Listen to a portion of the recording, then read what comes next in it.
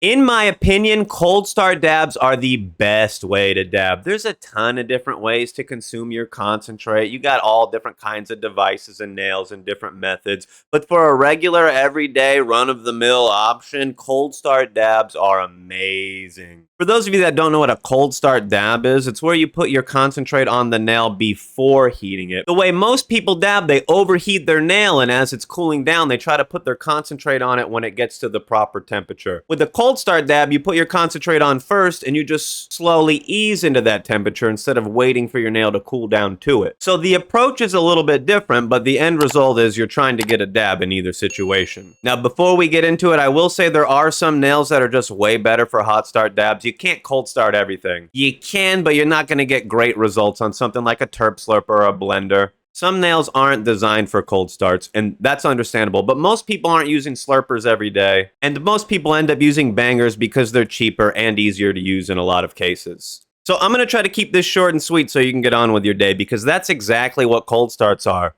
They're short and sweet. It's not this super long process of me overheating my nail, busting out my timers and thermometers. I just throw my dab on the nail and get high. So here's the actual tutorial for how to do a cold start dab. You're going to take a regular banger, could have a flat bottom, but round bottom bangers are better. There's so many different nails out there. You're going to find so many different thicknesses that there's no general one-way approach to do it. But once you understand the process, you're going to learn how to cold start on almost any banger. So here's how I do a cold start. If I have a brand new banger I've never used before, here's my updated, new, and improved how I try out a new nail. I put the concentrate in the very center of the nail. Flat bottom, round bottom, whatever it is. This is for bangers. I'm not talking about slurpers. Put the concentrate in the very center of the nail. Have a terp pearl in there. I want the concentrate to be touching the bottom as much as it can of the nail. I don't want it to be up on the walls of the nail. I don't want it to be raised up on a pearl or something. Sometimes things happen where your concentrate's not pressed against the bottom. You want it on the bottom and on the center. Now, I used to do cold starts with the carb cap on first, but now I don't. Most caps are made of glass. If you're not finessing it properly, you're just going to weaken that cap and break it over time. So most of the time, I pinky a cap while I'm torching it and just have it ready to put on. I'm going to use this as my representation for a banger. I put the concentrate in the center and then I torch it. I usually try to hit the banger with the tip of the torch to get the heat there quicker.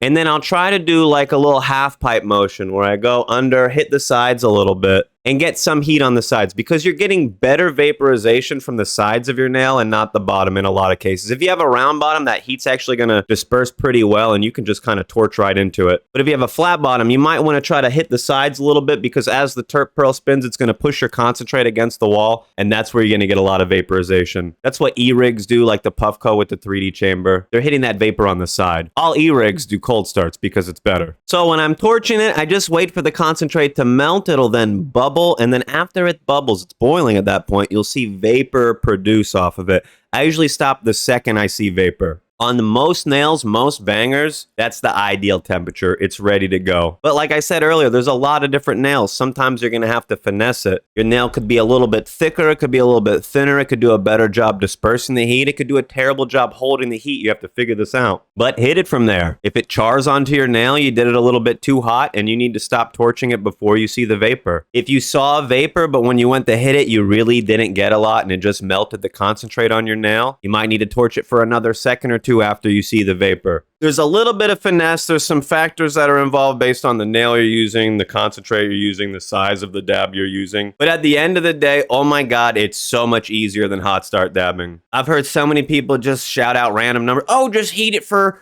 30 seconds and then wait 60 seconds. Perfect dab every time. That person has a super chest banger. Don't listen to him. When you do cold starts, it's quicker, it's easier, it's more fuel efficient, and it's better for your nail long term because your nail is getting less heat. Constantly heating and cooling down of quartz and glass and things like that can weaken them over time and cause them to break. So when you're doing cold starts, you're just giving it less heat overall. Also, keeping your banger clean is pretty easy when you do cold starts. When you do hot starts, you usually use like isopropyl alcohol and a Q-tip. You wipe it all off. And if you have any alcohol left over when doing hot starts, it's fine because you're going to torch it first. But when you do cold starts, you don't use alcohol. I just use a dry Q-tip and wipe the last bit of the puddle off. And if there's a tiny little bit left or I didn't get it all because I didn't use ISO, it's not a big deal because I'm not going to over torch it when I do a cold start. If there's a little bit left on, I could potentially just wipe that the next time with an extra Q-tip. But if you're doing excessive dabbing, sometimes you're going to have some concentrate pull through the stem on your nail. And at that point, you might want to use a little ISO and give it like a weekly clean. But most of my bangers, I don't actually use ISO on that often. It's only for like a weekly clean because I'm mostly able to wipe all the residue off with a dry Q-tip. And one other thing I want to mention about cold starts is if your nail doesn't hold a lot of heat,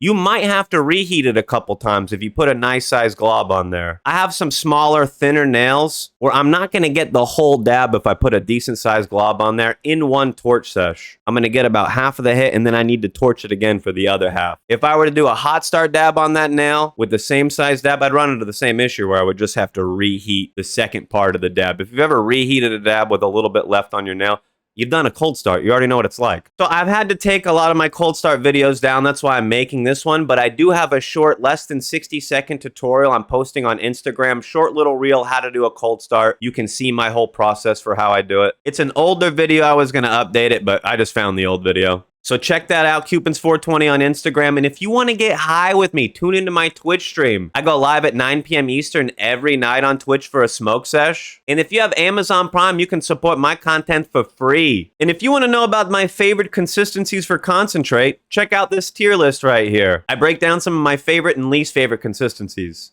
Have a lit day, my dudes.